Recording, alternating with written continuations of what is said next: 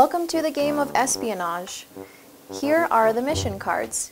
Each player will get one of these at the beginning of every game. On them, as you can see, is a description of the mission, code words, and the icon cards that you'll be looking for, or the evidence. Here, for example, this says, "You have been tapped by the Prime Minister of Israel. Your mission, should you choose to accept it, is to steal a black box from a spy plane by any means necessary." Any means necessary indicates that you'll be retrieving a weapon sometime during the game. So as we can see here, we'll need the Israel flag, a black box, spy plane, and any means necessary. Here you can see the code words. They have something to do with the country that you have been tapped by. These are words that you'll use when you have 3 of your 4 cards. You have to use at least one of them, and you can either say it aloud to let everybody know that you have 3 of your 4, or you can slip it into casual conversation so that no one is the wiser. So here we have an example of a completed mission. As we talked about earlier, this is the Israel flag, the black box, spy plane, and a kill method, in this case, poison. All of the items that you've been tapped to retrieve are here lined in blue. All of the locations or destinations are lined in green, and all of the weapons lined in red. This mission's code words are Hebrew, Arabic, Jerusalem, Tower of David, and hummus. So say I had these 3 and all I was needing was a kill method. I could then slip into conversation, "Hey, what do you think about hummus?" Thus letting the other players who may be paying attention know that I now have 3 of my 4 cards, and I could potentially complete my mission at any time on my next turn. Now the game gets exciting. These cards, as you can see, are lined in yellow. These are cards that you can use to your advantage. Let's go through each one of them. This first one says, "Known spy location. Skip opponent's turn." Once you draw this, you cannot play it the same turn that you drew. However, if you hold on to it, you can play it on any player on your next turn or later on in the game. That will skip their turn for 1 round. Once played, all of these cards are discarded to the side. Do not put them back in the deck. This center one says, "Double agent. Pick a hand, take 1 card." That means you can choose any opponent's hand of cards, look through them, take one if you'd like, or you could sabotage them, take a card, put it back in the deck, give them a new one, or you can just give it back and draw a card from the pile instead. This third card is called an anonymous tip. This allows you to search through any stack and pick a card out of it. So if we had all 4 stacks in front of us, I can pick any stack, sift through it, and take 1 card. All of these cards, again, cannot be played on the same turn that you drew them and are discarded to the side once you've played them. This top one is our espionage card, or sabotage. When this comes to the top of any stack, you would discard it to the side and flip that stack over temporarily. Once that stack is flipped over, any cards going into that stack go back in face up, so that once we cycle through all of the cards that are face down, you're back to a face up stack. If the espionage card is dealt, the player who holds it on their first turn must pick a stack to turn over. Here's how one would start the game. We have 4 divided piles, not necessarily divvied into equal piles, but just cut. An easy way to start the game, as all cards start face up, except for the one on top will lay face down.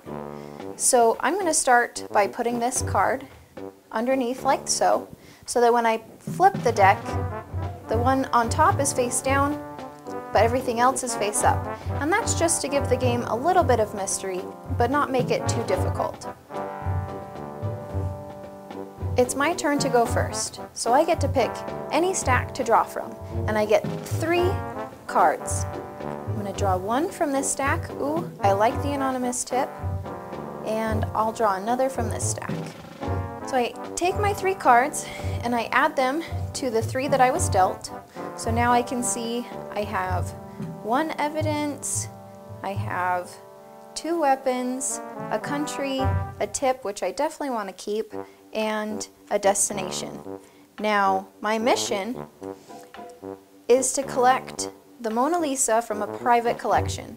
So this doesn't help me, this doesn't help me, but I could use a weapon.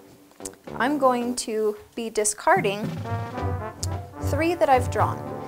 When I insert them back into the deck, I can be sneaky and put them in really quick, or I can show my opponents where and what I'm discarding. Just depends on what type of spy or player you are.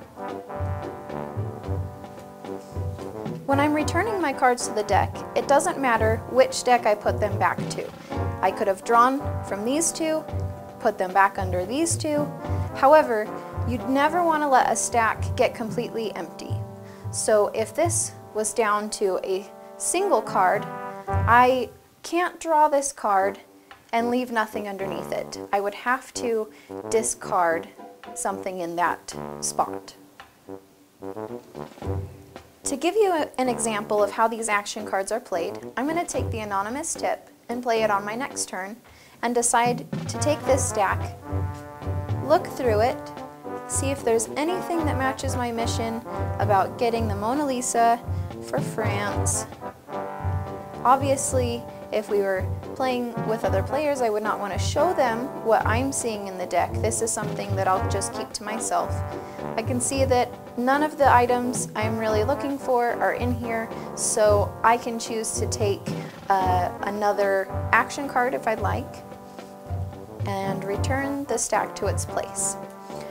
Now that action card that I've played does count as one of my discards. I would only need to discard 2 additional cards. Here's how a game of espionage is started. I'm going to begin dealing by giving each player a mission card. Once everybody has a mission card, they then get 3 cards to begin. The rest of the cards are split into 4 piles. Again, they don't need to be even, they can just be cut approximately. These are placed in the center of the table, and each player can look at their cards. Welcome to a setup game of espionage. Here we've dealt each player their 3 cards, a mission. We've split each of the piles evenly into 4 stacks. Beneath the top layer is a card face up. Player left of dealer begins. So Cameron gets to go first. But all players can look at their cards.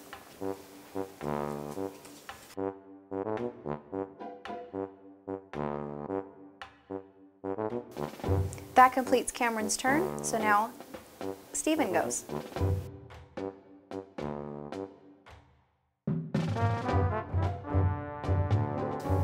Now we get to find out if Stephen's going to be nice and show us where he's discarding, or if he'll be quick and not let anyone see. Oh, such a nice guy.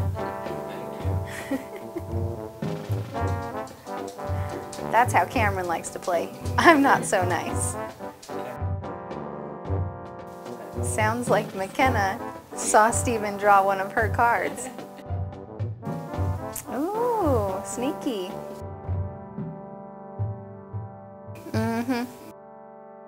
Cameron has played an anonymous tip card.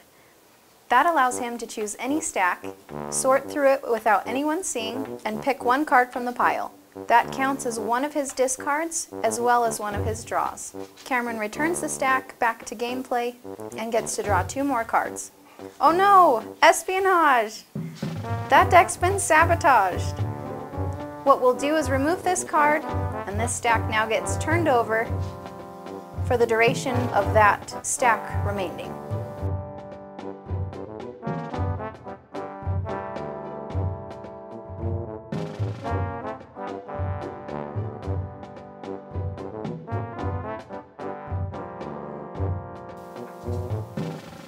As you can see, Stephen discarded into the pile that had been sabotaged, but his cards remained face up. So once that stack goes through all of the face down cards, those face up cards can now be played as normal.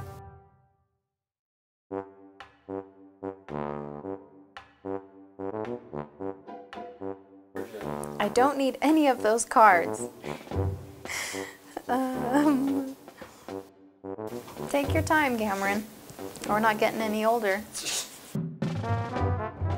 Oh, Cameron just said, do you guys prefer gyros or sandwiches? Gee, I wonder if he's getting close. Steven just played a double agent card. Whose hand is he gonna choose? Cameron's. He can now discard one of Cameron's cards. Steven will only be discarding one card. Now that he's played his double agent, we can move it to the scrap pile.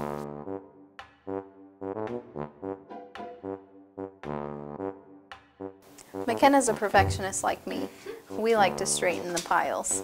McKenna brings up a good point. If you straighten the piles, you can't see what's beneath.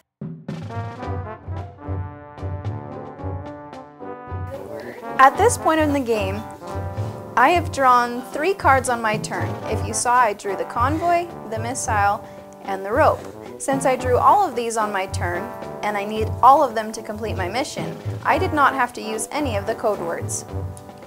Previously, I had the Russian flag, so now you can see I've been tapped by the Russian president. My mission, which I accepted, was to retrieve a warhead from a convoy by any means necessary, thus completing my mission, and I win.